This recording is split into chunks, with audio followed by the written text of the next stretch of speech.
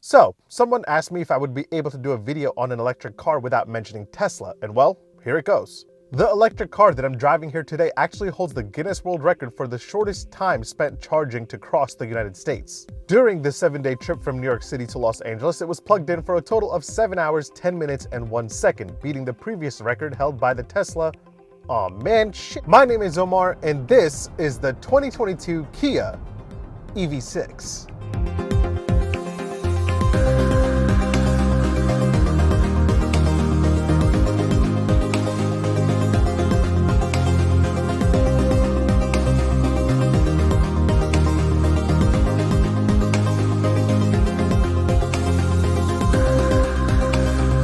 You see, it's really hard to review an electric car and not mention Tesla because they're still the leaders when it comes to electric cars. Kia may have beaten the Model S for the shortest time spent charging to cross the United States, which is impressive, but Tesla still takes the crown in many other categories. That said, let's talk EV6. This is the fraternal twin to the Hyundai Ioniq 5. They share the same platform, the same battery, the same electric motor, and a lot of other components. Nonetheless, they are slightly different. The Kia EV6 looks more modern and futuristic. It drives a little different and has a little bit more range. So how does the EV6 stack up against the Ioniq 5 and other EVs in this segment? Let's find out.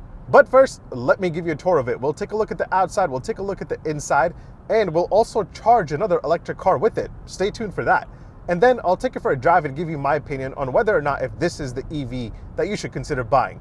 Make sure you hit like, make sure you hit subscribe to help me get to 100,000. I'd really appreciate it. All right. Let's go and do this.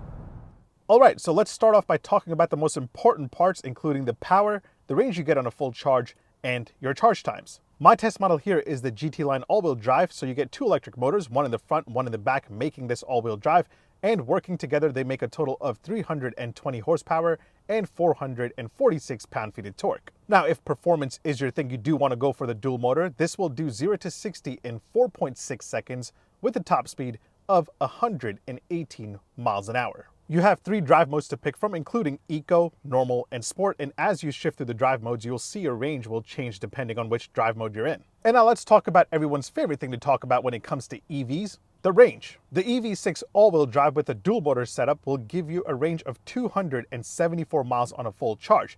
Now, if you live in a warm weather state, you're in luck because the rear-wheel drive EV6 with a 77.4 kilowatt battery will give you an impressive 310 miles on a full charge. Now, if you're one of those people that doesn't really care about range, I definitely want to meet you, but the base EV6 is probably for you with the 58 kilowatt battery that gives you 232 miles. Comparatively, the all-wheel drive Ioniq 5 will give you 256 miles of total range, while the long-range rear-wheel drive Ioniq 5 will give you 303 miles, so the EV6 has a slight range advantage over its sibling. Not sure if it's anything to do with weight or aerodynamics, but I'm pretty sure it's aerodynamics because the weight difference between the two isn't that much. Now let's talk charging times. Using a regular good old 120 volt outlet will take you a total of 68 hours to go from 10 to 100%. If you use a level 2 11 kilowatt charger, you can go from 10 to 100% in 7 hours and 10 minutes. Fast charging from a 50 kilowatt charger will take you 73 minutes. Now the EV6, like the Ioniq 5, supports 400 volt and 800 volt DC fast charging, which works on DC chargers with speeds ranging from 50 kilowatts to 350 kilowatts. If you can find yourself a 350 kilowatt charger, you can go from 10 to 80% in just 18 minutes, and that adds a total of 217 miles of range. And if you don't have 18 minutes to spare, don't worry, charging at that speed will add 70 miles of range in under just 5 minutes. Now the EV6 and the Ioniq 5 both have vehicle-to-load functionality, meaning they can be a power source that can power your laptop, your camping, and your tailgating gear. The EV6 here will provide up to 1,900 watts of power, and if it's fully charged, you can draw power from it for up to 36 hours. You have a 110 volt outlet located right here at the base of the second row seats, or you can use this adapter to draw power from the charging port. Now it's cool that you can power your camping site or your next tailgating party, but the EV6 is able to charge another EV at 1.1 kilowatts, which is equivalent to a 110 volt charger. So I decided why not to just plug in my friend's Tesla Model Y and see how long it would take for him to reach 100%. Once we got everything plugged in and set up and the Model Y started drawing power from the EV6, we saw that it would take him to go from 77% to 100%, a total of 8 hours and 10 minutes. So it's pretty long, but hey, it's really cool that you can do that. And please don't get triggered, Tesla fans or Tesla stands. This is just something cool to see. Relax. It's okay that a Tesla is being charged by another EV. Totally okay. Don't freak out. Now, before we take a look at the outside, I want to start off with the interior, including the tech, the comfort, and the convenience. Now, one of the coolest things that I noticed while messing around with the dials, controls, and buttons in the EV6 was this little panel right here. Not only does this control the climate controls for the EV6, but this is also the place for your volume, media, and other shortcuts. Let's say I'm in the climate section of this panel and I want to change the volume or the radio station. Right now, all you see are two knobs to control the driver and passenger side temperatures, along with some other climate settings. But if I hit this button, all the controls switch over, and now the driver climate knob becomes the volume control, and the passenger climate knob becomes the tuning knob.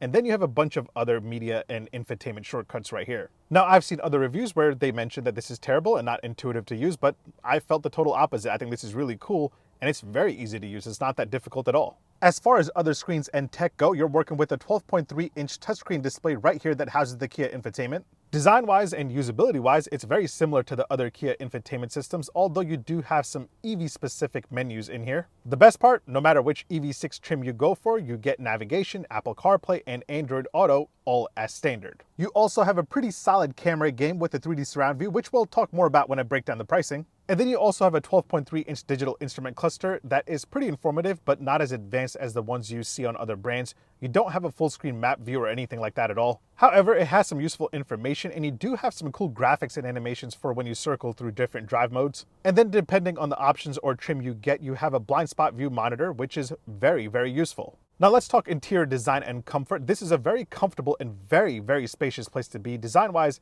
it's a little bit more modern and sleeker than the interior of the Ioniq 5. I'm really digging the sleek design right here on the dash and here on the center armrest, and it actually feels very high quality. Moving over to the center console, it has a very cool floating design. However, unlike the center console on the Ioniq 5, you can't move it back and forth, but you still have a ton of storage right underneath it in case you want to throw a handbag or something there. On the very top towards the edge are your controls for your heated and cooled seats and your heated steering wheel. Below that, you have your start button, which actually looks really cool. And right below that, you have your dial for your gear selector. Now, I'm not sure how I feel about the design of the steering wheel. It looks a bit boring, but it is very nice to hold. Legroom in the second row for the EV6 comes in at 39 inches, which is very similar to the Ioniq 5.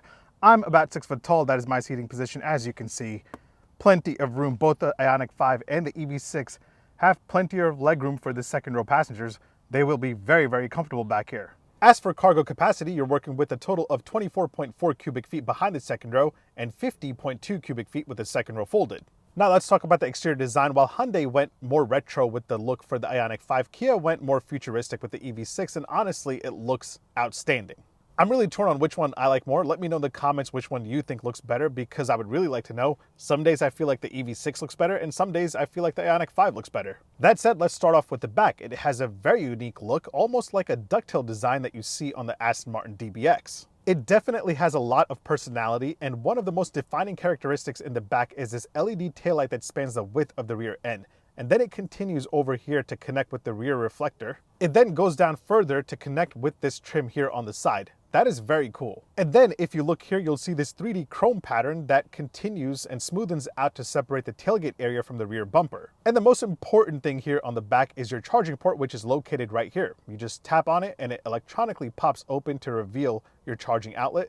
Hit this button right here and it will close right up. From the front, the EV6 has what Kia calls the digital Tiger grille, which is just an evolution of their Tiger nose grille. And then check out the really cool design for these headlamps. They're very unique and I like them a lot. Finally, from the side, you have these flush door handles that pop out once you walk up to the EV6. And then depending on the EV6 you go for, you'll have the choice of 19, 20, or 21-inch wheels. My test model here has a 20-inch wheels with a cool black finish. Pricing for the Kia EV6 starts at just under $41,000 for the base EV6 Lite rear-wheel drive that has a smaller battery and a range of 232 miles. Now, I figure most people will likely start at the EV6 Wind rear-wheel drive trim at $47,000, and if they want all-wheel drive, it will cost an extra $3,900. Now, all EV6s come pretty well equipped, even the base trim. All of them get LED headlamps and LED taillights.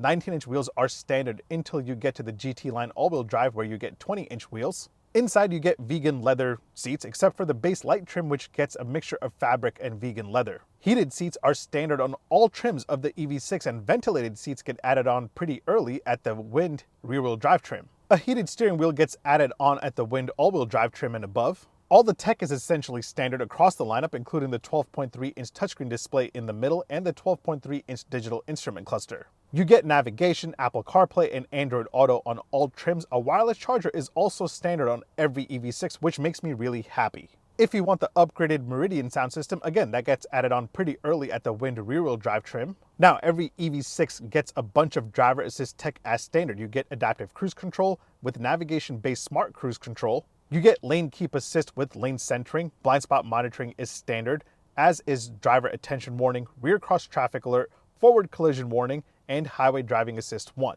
Now, as you move up in the lineup to the GT line, you'll get a 3D surround view camera where you can just, circle around your EV6 sitting in your car while you're bored. You also get a 360-degree view monitor. You also get the blind spot view monitor in your gauge cluster. You have an augmented reality heads-up display, and you get remote smart parking assist, or better known as Smart Park, as Hyundai calls it. But yeah, this is basically just a budget version of Tesla's Summon feature. You just use your key to pull it forward and pull it back, just in case you're in a tight parking spot or you want to pull your EV6 out of the garage. And then the GT line also gives you highway driving assist too, which will help you automatically switch lanes. Now, before I give you my opinion on how the EV6 drives, let me point out a few important everyday usability things that I'll have to show all of you. You have 4 cup holders, 2 in the front for the front passengers right there, and then you have 2 in the back in the center armrest, which I don't know why is sitting super low. Here are what the keys look like to the EV6, pretty much like every other Kia key, except for the back where you have the buttons for remote smart parking assist, door open and close sound from the outside and from the inside. Charging game-wise, front passengers are working with a USB-A port and a USB-C port right there. You also get standard wireless charging in the EV6 right here. Rear passengers are working with 2 USB-C ports located on the back of the front seats on each side. So they're pretty covered. It is now time for an indicator and horn sound test, this time here with the 2022 Kia EV6. Let's start it up. And hear that indicator sound.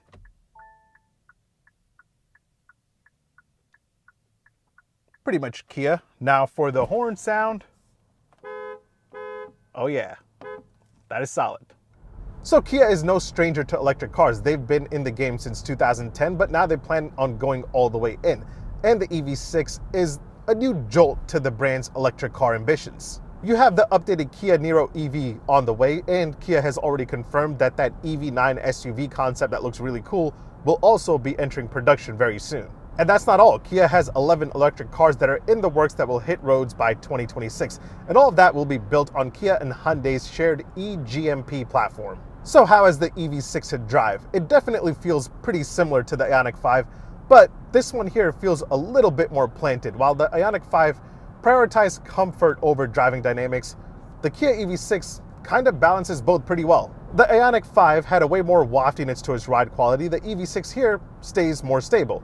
It's not drastically different, but when you really push this thing on twisty roads, you feel slightly more comfortable letting loose. That's not to say that the EV6 isn't comfortable. In fact, it will go over bumps and imperfections on the road in a very smooth manner, just like the Ioniq 5. It's just that when it sees a bend coming up, it gets a little bit more excited. Pop it into sport mode, and it definitely sharpens up. And it just likes to have a little bit more fun. Now, I know a lot of people out there hate the fake noises that electric cars make when you're accelerating and decelerating. It doesn't really bother me that much, but the EV6 here does it a little too much in a comical way. So you have 3 different levels that you can pick from, including smallest, moderate, and largest. But then you have a couple of different themes which sound really strange to say the least. So this is what Cyber sounds like. This is how I got the EV6 delivered to me. Take a listen.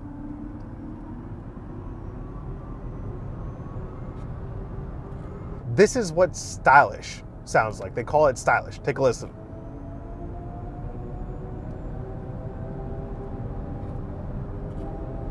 And this is dynamic.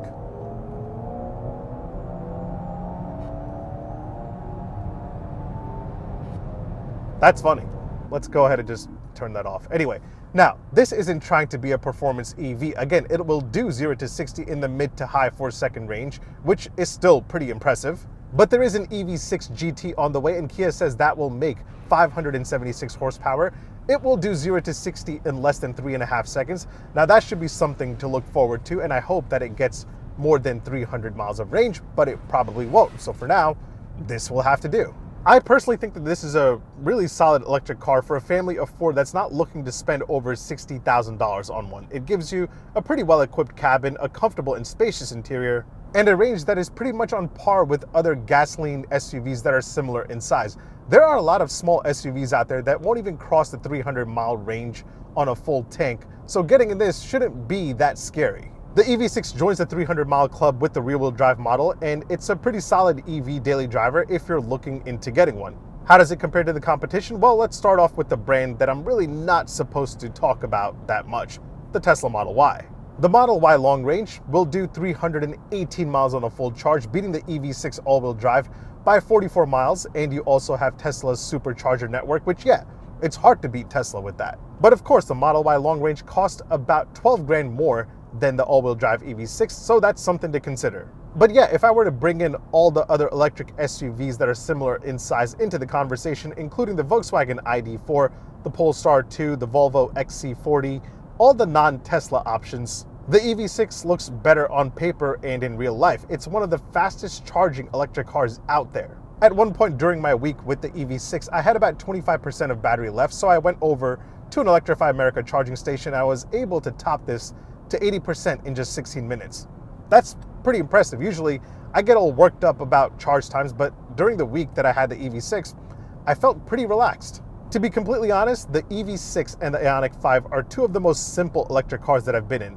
There aren't any extra headaches or giant learning curves that come along with most EVs. Yes, there is that one headache of real-world range, which, depending on what the weatherman says, you can lose or gain 20 to 30 miles. But that's the case with every electric car. If that's something that bothers you, don't go electric. For now, when it comes to almost standing toe-to-toe with Tesla, Hyundai and Kia are starting to be leaders in the pack. And I can't wait to see other electric cars from these 2 brands, and I can't wait to see the next generation of their EVs. Either way, thanks for watching. Make sure you hit like, make sure you hit subscribe, make sure you follow me on Instagram and on TikTok. My handle is @OmarDrives. I'll catch you guys on the next one. Take care. Peace. Sport mode. With no sound. Sounds so much better with no sound. It's really, really fun to drive in sport mode for sure. I think if I were to buy an EV right now, which wasn't a Tesla, it would have to be from Hyundai and Kia. I just can't decide between the Ioniq 5 or the EV6. They both are awesome, just look a little bit different. I like the looks of the Ioniq 5 a little bit better, to be honest.